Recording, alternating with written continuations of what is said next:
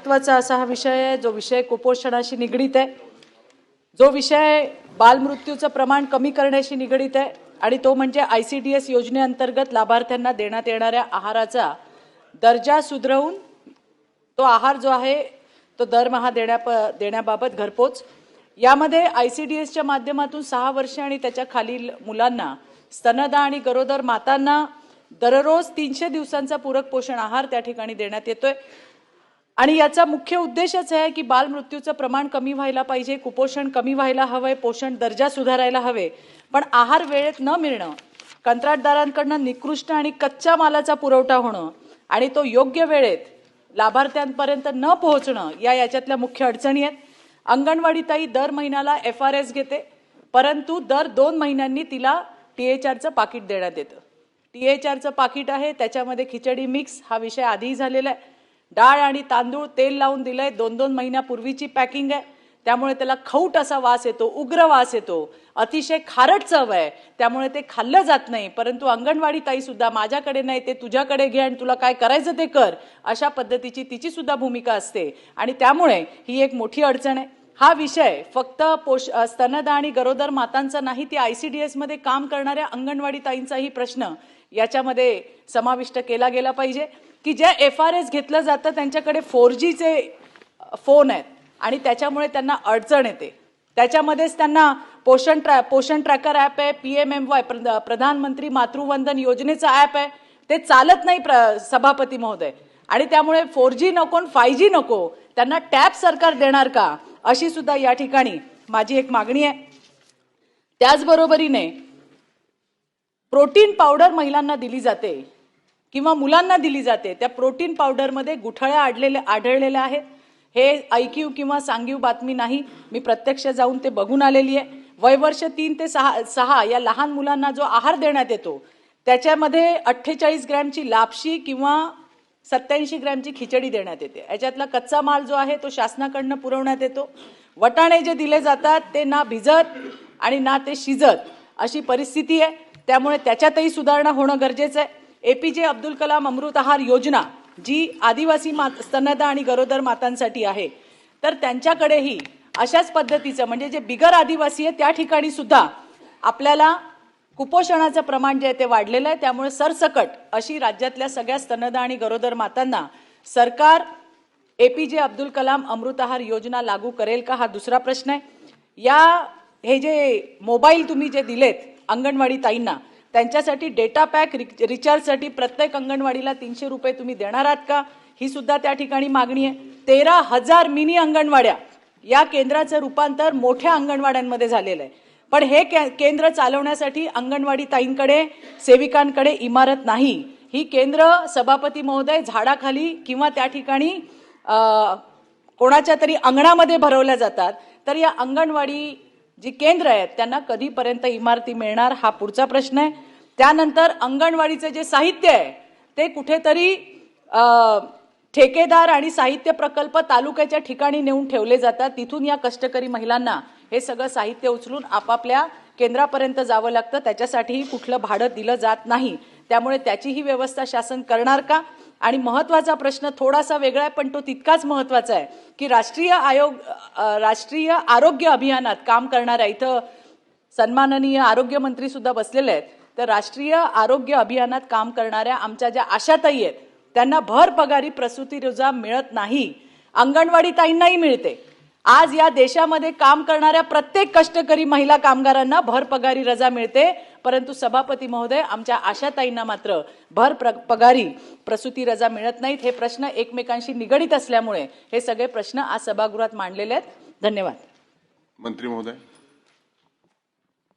सभापती महोदय, THRच्या संदर्भामध्ये, पोषण आहाराच्या संदर्भामध्ये आणि अंगणवाडी सेविकेंच्या विविध प्रश्नांच्या संदर्भामध्ये आदरणीय सन्मान्य सदस्य चित्राताईंनी या ठिकाणी प्रश्न उपस्थित केला। खरं तर THR हा ड्राय रॅशन स्वरूपामध्ये पुरवण्यात येऊ नये असं केंद्र शासनाने त्या ठिकाणी सूचित केल्यामुळे THR हा मायक्रो न्यूट्रिएंट फॉर्टिफाईड प्रीमिक्स या स्वरूपामध्ये जे काही केंद्र शासनाने आणि केंद्राच्या महिला व बालविकास विभागाने जे काही नियम आणि निकष 12 सप्टेंबर 2022 रोजी त्या ठिकाणी दिले. त्यानुसार त्याच्यामध्ये प्रोटीनचं काय कंटेंट असलं पाहिजे, विटॅमिनचं काय कंटेंट असलं पाहिजे, यानुसार ते देण्यात येतं.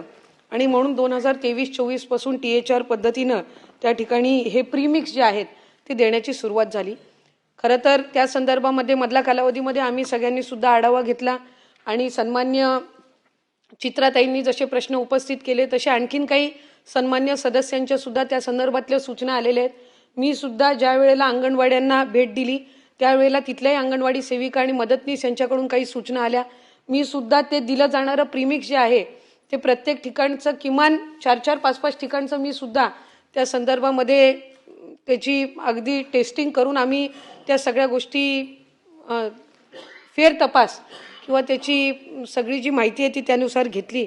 खरं तर त्याच्यामध्ये प्रीमिक्स हे केंद्राने नियम आणि अट घालून दिलेला असल्यामुळे त्याच्यामध्ये आम्ही बदल तर काही करू शकत नाही. पण आम्ही केंद्राला ही विनंती करतोय की जसं आधी ड्राय राशन दिलं जायचं तर त्या पद्धतीनं ड्राय राशन देण्याची ही जी मुभा आहे ती केंद्र शासनाने त्या ठिकाणी द्यावी. पण ती मिळेस्तोवर या आपण ज्या काही त्याच्यामध्ये सूचना दिलेल्या आहेत, जसं त्याचं रेसिपीमध्ये काही बदल करता येईल का, तेलाचा त्याच्यामध्ये जो काही आपल्याला वास येतो आणि त्याच्यामुळे त्या चवीमुळे ते लहान मुलांकडून ते बालकांकडून खाल्लं जात नाही, तर त्या संदर्भातल्या आपण ज्या काही सूचना दिल्यात त्याच्यामध्ये जवळपास 1.5 ते 2 महिन्यापासून विभाग म्हणून आम्ही सुद्धा काम करत आहोत आणि त्याच्यामध्ये ती सुधारणा आणण्याचा आपला प्रयत्न आहे. त्याची कुठेही त्याचा जो न्यूट्रिएंट व्हॅल्यू आहे ही कमी न होता ते चविष्ट कसं झालं पाहिजे आणि त्याच्यामध्ये आपण म्हटल्याप्रमाणे साधारणपणे 2 महिन्याचा कालावधी असतो तर तो आणखीन कसा कमी करता येईल त्यासाठी आम्ही विभाग म्हणून त्या ठिकाणी प्रयत्नशील आहोत.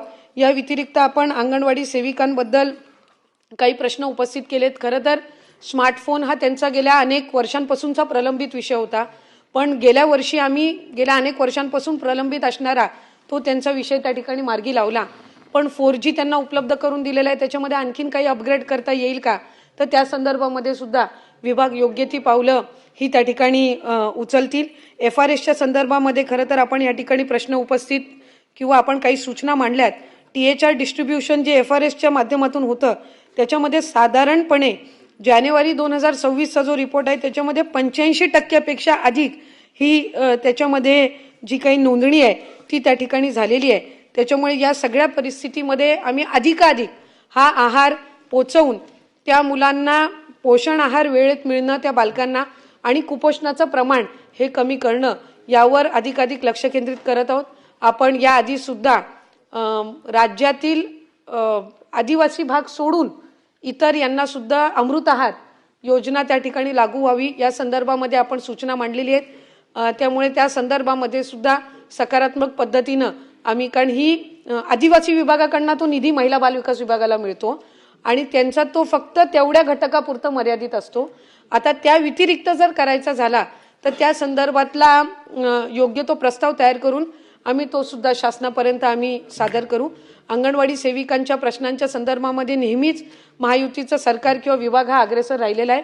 2 वेळा आपण ह्या कालावधीमध्ये अंगणवाडी सेविकांना मानधनची वाढ असेल, त्यांना आपण मोबाईलचा रिचार्ज उपलब्ध करून देतो, त्यांना आपण प्रोत्साहन भत्ता त्या ठिकाणी देतो आणि त्याचबरोबर त्यांना भाऊबीज सुद्धा दिवाळीच्या आधी ही आपण उपलब्ध करून देतो. हे याआधी या 2-3 वर्षाच्या आधी हे तितक्या नियमित पद्धतीनं नव्हतं जे आपण या संबंध कालावधीमध्ये सुरळीत केलेलं आहे.